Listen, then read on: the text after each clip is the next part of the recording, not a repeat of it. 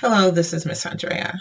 I am a veteran homeschooler who educated her kids from 2003 to 2013 when my youngest child entered college weeks after turning 17. I now run a homeschool program and I operate as a freelance guidance counselor for homeschoolers and traditionally schooled children. Um, I am also working on a curriculum that teaches history with English integration.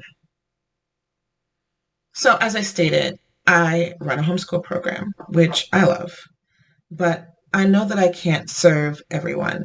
So, for that reason, I would like to share my ideas on how to start your own. This is going to take several videos to complete, so subscribe and check back in and hang with me. But for this video, I'm going to give you all the information that I have on starting a homeschool co-op. How do you start a homeschool co-op? Sounds daunting. It's really not that bad.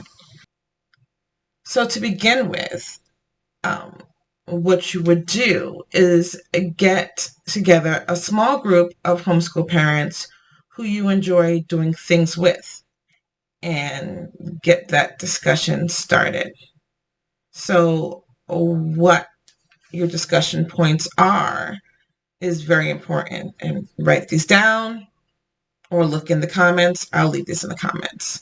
I want you to take these discussion points very seriously.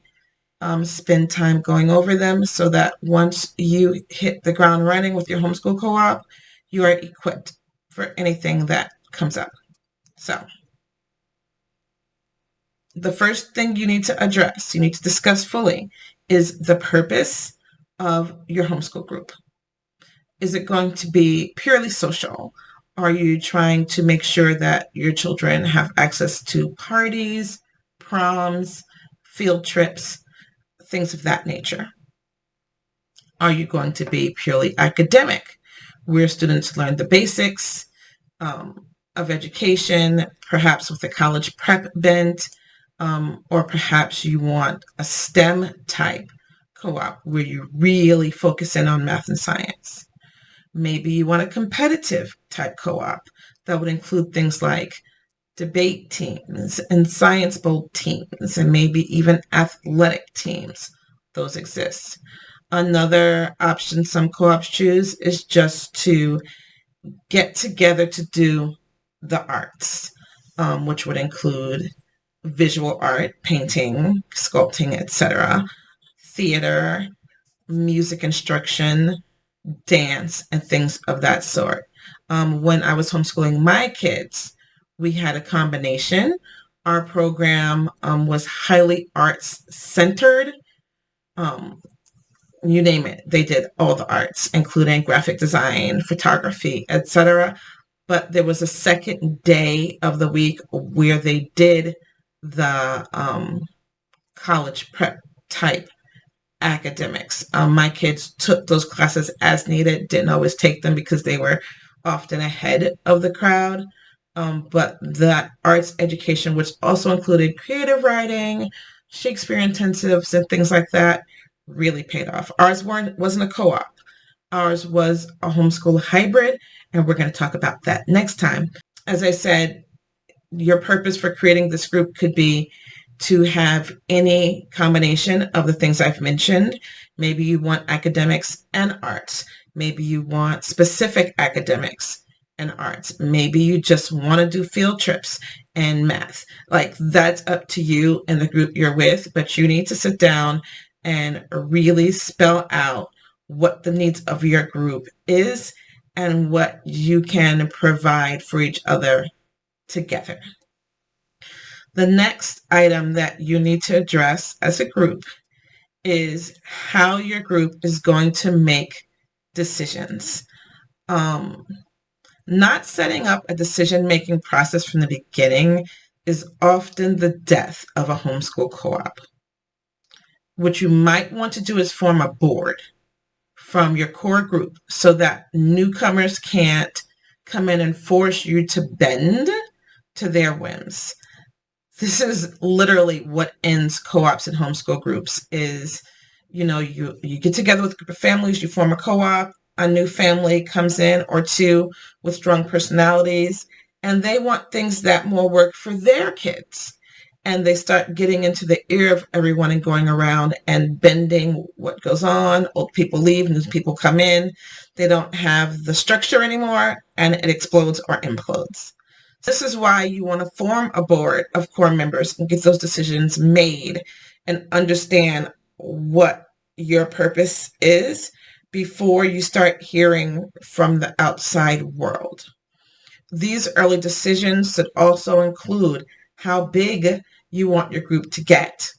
Will you keep it to a small core of families, or will you expand? Okay. And how you will go about adding new members to the board after they've been with you for a while and acclimated to the way that you do things. Your mission and vision statement, which you need, will help people understand who you are and how you do things.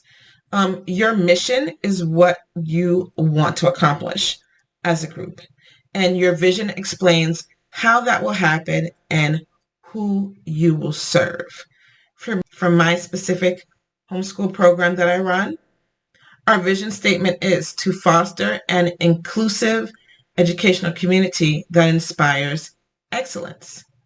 The mission statement for my program is to develop students to be self-directed learners who are ready for higher education and career opportunities through living history, hands-on science, and cross-discipline integration.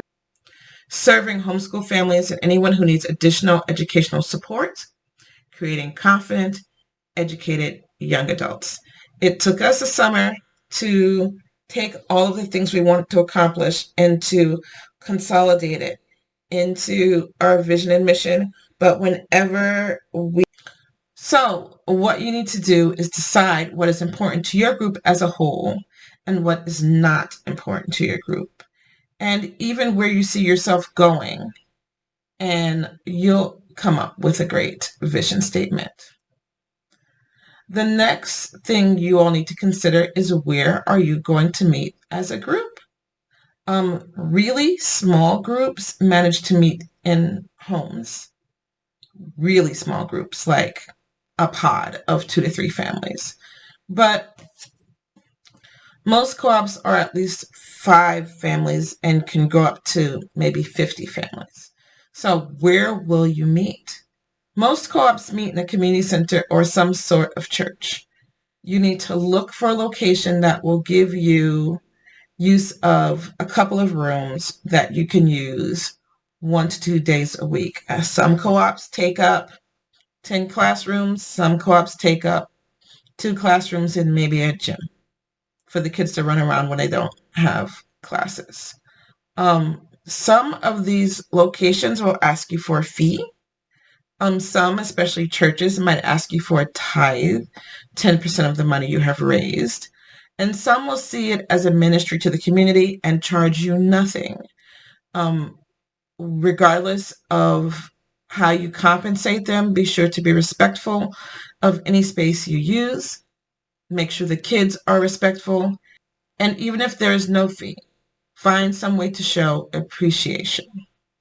Personally, I was in a homeschool co-op years ago that the church did not accept compensation for our use of the building. So what we did was, once a year, we took our membership fee that we charged for admin, part of it, and we did a project. 1 year, a swing set was put in, another year, flowers were planted, that sort of thing. Show that you are really grateful for the gift that you have been given, and give back added value. And always leave any room that you're in better than it was when you entered it. So what, if anything, will you charge? The initial purpose of a homeschool co-op is to be low cost. Fees, however, may be necessary if all parents aren't pulling the same load.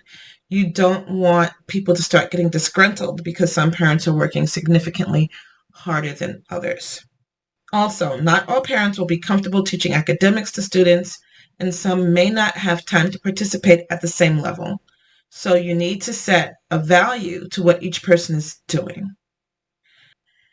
I have seen this work best with a modest membership fee for administrative costs, maybe like $25 a family, or I don't know, $15 a student, because some people have one person in their family and some people have 10.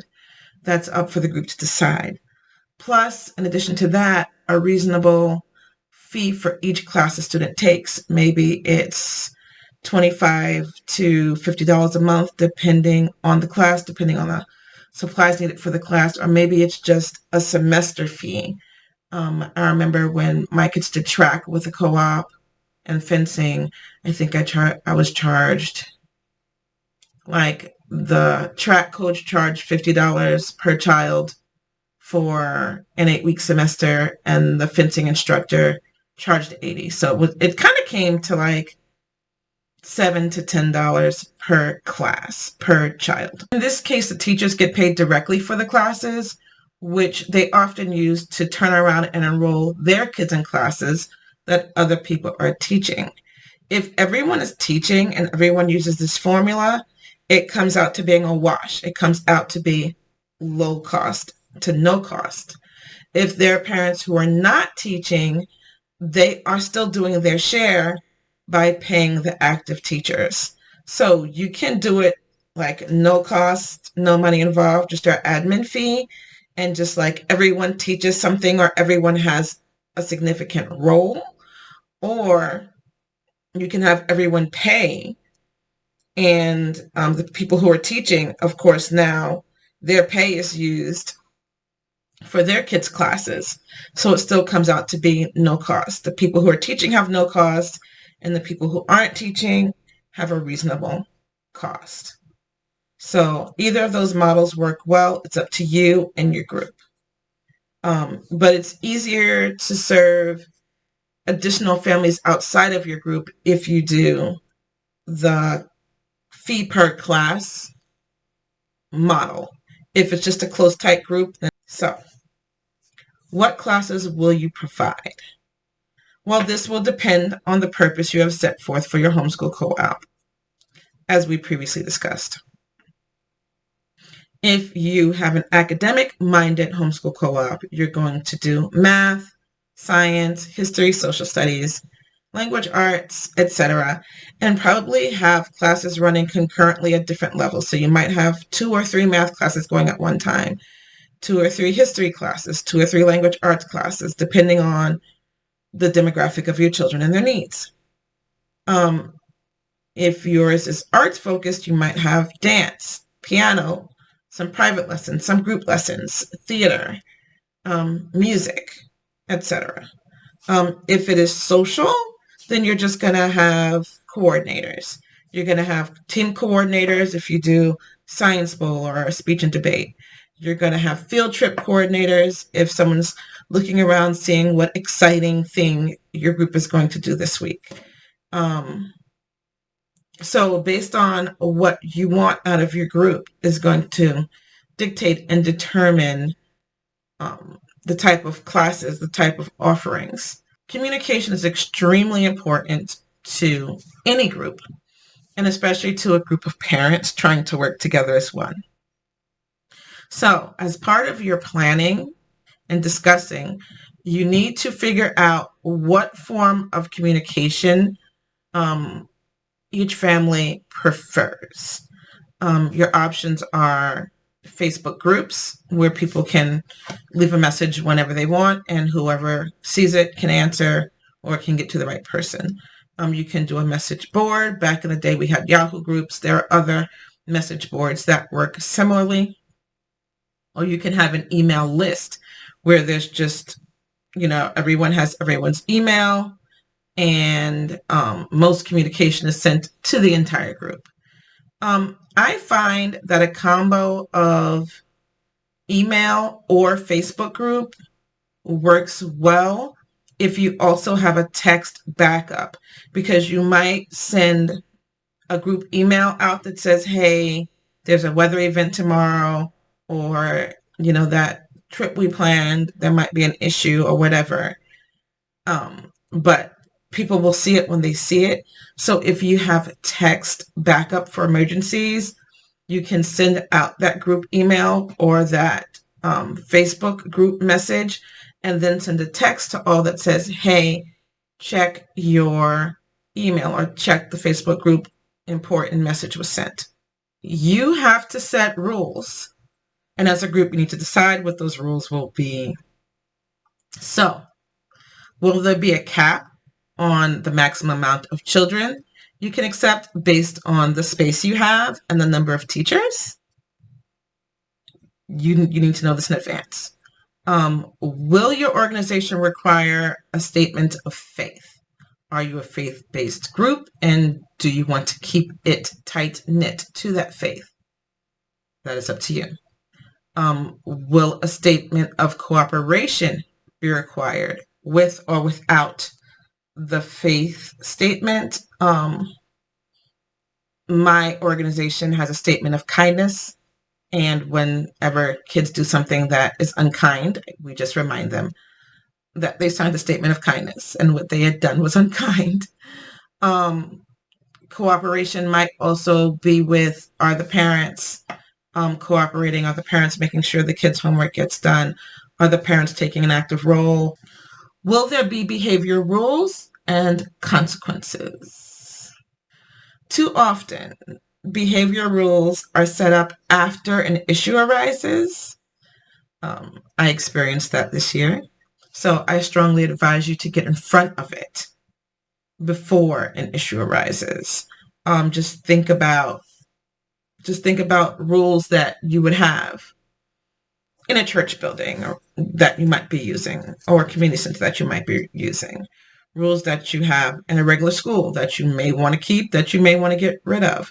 Figure out what the behavior rules are and figure out what the consequences for those rules are in advance. Write them down. Make sure everyone knows. Will there be rules for parents? As in, will parents be allowed to drop and go? Can they just drop off their kids and keep rolling? And if so, how often or how many times? Because in co-op situations, parents are generally expected to mind their own children when they're not actively in class. And it's possible to have an hour-long break if a student is, say, taking 2 classes, but not the one in the middle. It's like maybe they're taking math, but they're not taking language arts, which comes in the 10 o'clock slot. And then they're taking science, which comes in the 11 o'clock slot. If the parent has dropped their kids off and left, their child may be unsupervised, or another parent who has hung around is now left supervising all the kids, whether they signed up for that or not. So if a parent's schedule does not allow for parents to drop and go, maybe they need to pay for study hall time.